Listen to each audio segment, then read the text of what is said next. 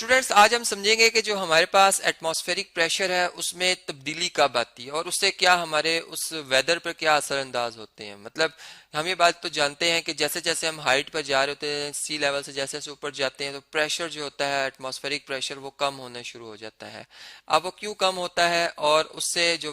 मौसम है उस पर उसका क्या असर होता है, अब हम इस बात को जो है आज जरा समझना है। तो सबसे पहले तो हमें ये पता होना चाहिए कि एटमॉस्फेरिक प्रेशर कहते हैं किसको। एटमॉस्फेरिक या एटमॉस्फेयर जो है वो हमारी इर्द गिर्द की जो सी एयर सी है, मतलब जो हवा का एक समंदर है जिसमें हम रहते हैं,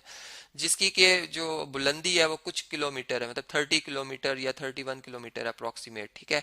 जो कि फिर कम यानी खत्म हो जाती है और फिर उससे आगे स्पेस स्टार्ट हो जाता है, मतलब वहां पर कोई एयर नहीं है। इसका मतलब कि अगर एक सर्वे के बाद ये बात पता चली है कि अगर हम जमीन से 10 किलोमीटर की बुलंदी पर हों तो जितने भी एयर पार्टिकल्स के मैस बनता है, ठीक है, टोटल मतलब एटमॉस्फेयर का जो मैस बनता है उसका अगर 50% ले लें तो वो इतने से एरिया में आता है। और बाकी जो मतलब 20 से लेकर ये मतलब 10 से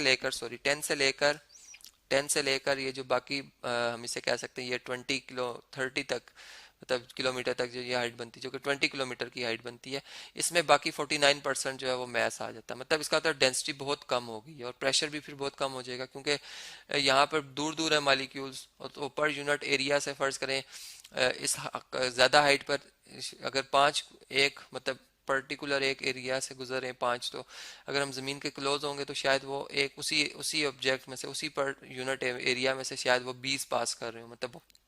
बहुत ज्यादा फोर्स लगा रहे हूँ, ठीक है। तो जिससे फिर प्रेशर ज्यादा होगा। तो इस तरह से हमें पता चलता है कि प्रेशर क्यों कम या ज्यादा हो रहा है, डेंसिटी की वजह से। एयर पार्टिकल्स कम मौजूद होते हैं हाइट पर, और इसी वजह से जो कोपेमा है, जब वो बहुत ऊंची ऊंची पहाड़ियों पे चलते हैं तो वहाँ प्रेशर कम होता है एयर का, जिसकी वजह से वहाँ ऑक्सीजन उनको गेन करना थोड़ा वहाँ पे डिफिकल्टी होती है। और इसी तरह वो मजदूर जो कि जमीन जो कि पहाड़ों के अंदर सुरंग बनाते हुए वहाँ से जो है वो नमक वगैरह हासिल करते हैं, खुदाई का काम करते हैं, उनको वहाँ पर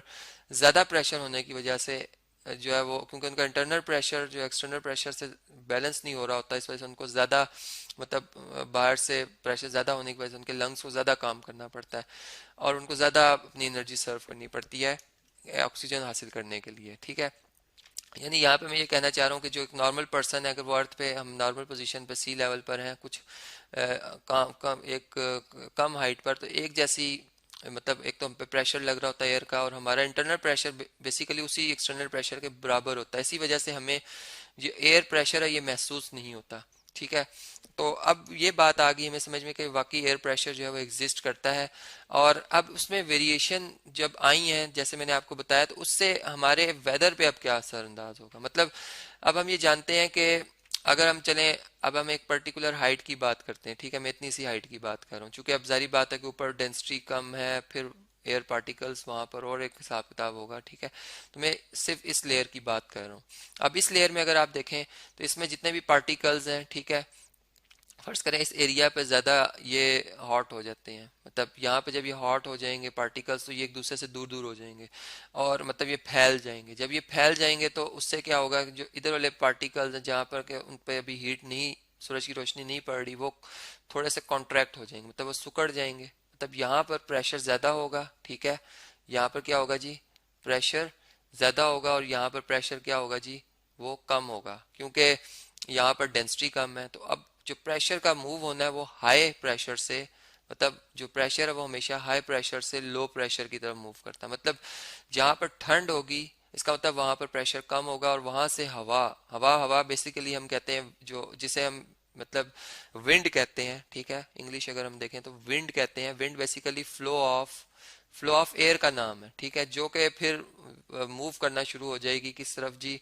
वो मूव होना शुरू हो जाएगी उस तरफ जहाँ पर लो प्रेशर होगा, मतलब जहाँ पर टेम्परेचर या जहाँ पर हम ये कह सकते हैं कि जहाँ पर टेम्परेचर ज़्यादा था, ठीक है, ये गर्म इलाकों की तरफ मूव होना शुरू हो जाएगी। तो इस तरह से एक साइकिल बनता है। और ये सर्वे किया गया है कि जो हमारे पास एक नॉर्मल एटमॉस्फेरिक प्रेशर है जिससे 1 बार भी कहा जाता है, वो 10⁻⁵ पास्कल्स के इक्वल है, ठीक है, जिसको हम 1 बार भी कहते हैं, ठीक है। तो अब ये 10⁻⁵ जो है बेसिकली 1 लाख बनते हैं पास्कल्स, ठीक है। तो अब हमने एक सर्वे के बाद ये बात देखी है कि जो बहुत हाई प्रेशर बन जाता है, मतलब कि बहुत ठंड हो जाए तो जो सिकुड़ने की वजह से जो एयर पार्टिकल्स मॉलिक्यूल्स आपस में क्लोज हो जाते हैं और वो एक पर्टिकुलर एरिया से बहुत ज़्यादा उस पर फोर्स लगा रहे होते हैं, तो उसको हाई प्रेशर जो एक्सर्ट कर रहे होते हैं, लगा रहे होते हैं, वो 10 140 जो है वो मिली बार तक जो है वो लगा सकते हैं। ठीक है, अब मिली बार जो होती है वो बेसिकली अगर 1000 मिली बार्स हो तो वो 1 बार के इक्वल होते हैं। ये बस आपको एक रिलेशन पता होना चाहिए, तो इस तरह से आप अंदाज़ा लगा सकते हैं कि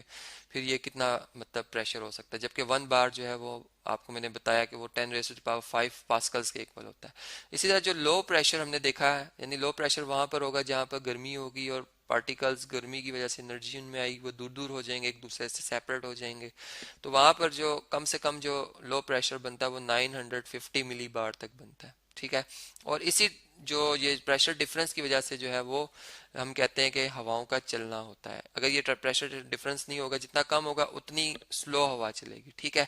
और वही बात कि हाई प्रेशर से लो प्रेशर रीजन की तरफ जो है वो मूव करती हैं विंड्स। तो अब इसमें एक और बात देखी गई है कि जो हमारे पास नादरन नादरन जो हमारे पास जो हेमी स्फीयर बनता है जमीन का, ठीक है, हेमी स्फीयर बनता है, मतलब एक जियोलॉजिस्ट के हवाले से उन्होंने एक बनाया है पैटर्न। उन्होंने ये कहा है कि जो इस तरह से जो हम अगर इस हिसाब से अपनी अर्थ को देखें, ठीक है, तो उसमें जो मतलब जो हवाओं का मूव करना है, ठीक है, विंड्स का मूव करना, वो एंटी क्लॉकवाइज है। ठीक है, लो प्रेशर के अराउंड। तो लो प्रेशर का मतलब है कि जहाँ पर गर्म गर्म जो है वो हम कह सकते हैं इलाके हैं, तो वहां पर जो हवा मूव कर रही होती है वो एंटी क्लॉकवाइज डायरेक्शन में मूव कर रही होती है। एंटी,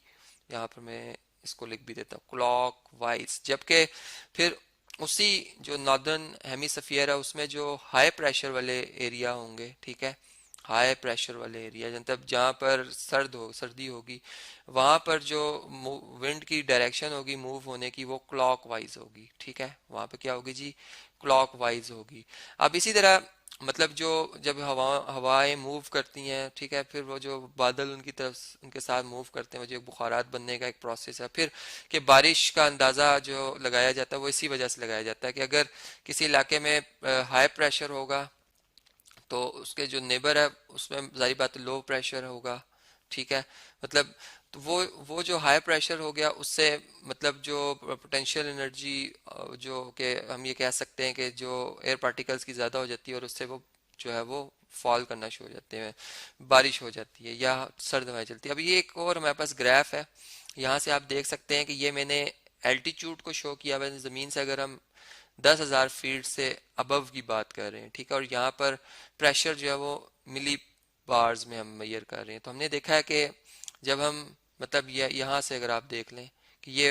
1000 मिली बार होगा कब, जब हम जमीन पर होंगे, ग्राउंड पर होंगे। ठीक है, मतलब वही एग्जैक्ट के वो जो हमने एटमॉस्फेरिक प्रेशर लिया, अगर हम 5000 फीट की बुलंदी पर होंगे, मतलब यहाँ पे तो मैंने जमीन की बात की, यहाँ पे 5000, तो फिर ये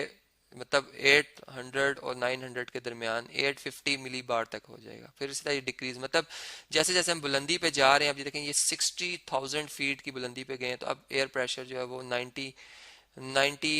अप्रोक्सीमेट में कह रहा हूँ 90 मिली बार तक रह गया। तो इस तरह से आप देख सकते हैं कि प्रेशर कैसे डिक्रीज इस तरह से कर रहा है, एल्टीट्यूड को हम जैसे बढ़ा रहे हैं। और इस तरह से अगर हम देखें कि अगर हम ज़मीन की तरफ अप्रोच कर रहे हैं, ज़मीन की मतलब सी लेवल तक जा रहे हो, तो ये फिर एटमॉस्फेरिक प्रेशर जो है वो इंक्रीज करना शुरू कर देता है।